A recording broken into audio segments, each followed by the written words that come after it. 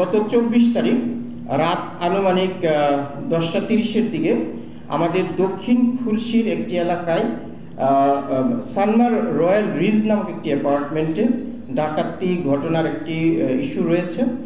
সেখানে আমরা দেখেছি 14 থেকে 15 জন ডাকাতের একটি দল দুইটি কালো মাইক্রো বাসে করে উক্ত ভবনটিতে প্রবেশ করে এবং প্রবেশ করা মাত্রই তারা নিজেদেরকে একটি গোয়েন্দা সংস্থার সদস্য বলে তাদের পরিচয় দেয় এবং তারা এইখানে সিকিউরিটি গার্ড ছিল, তাদেরকে চোখ বেঁধে হাত পা বেঁধে ফেলে রাখে এবং তাদের একটি টিম 8 তলায় উঠে গিয়ে জনৈক গিয়াসউদ্দিন আনসারি নামক একজন ব্যক্তির ফ্ল্যাটে তারা প্রবেশ করে দরজা ভেঙে নুরতাজে অর্ডার করে জিতে নিন গাড়ি, বাইক, আইফোন সহ কোটি টাকার পুরস্কার। অর্ডার করতে ভিজিট করুন nurtaj.com।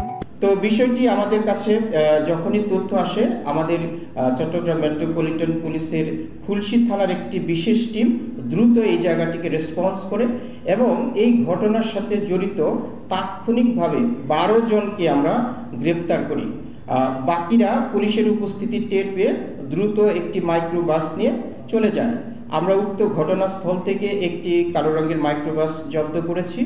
আমরা 12 জনকে গ্রেপ্তার করেছি, সেই সাথে ডাকাতির কাজে ব্যবহৃত খেলনা পিস্তল, তারপরে একটি গোয়েন্দা সংস্থার ভুয়া পরিচয়পত্র এবং ডাকাতি কাজে ব্যবহৃত শাবল সহ বিভিন্ন যন্ত্রপাতি আমরা উদ্ধার করেছি।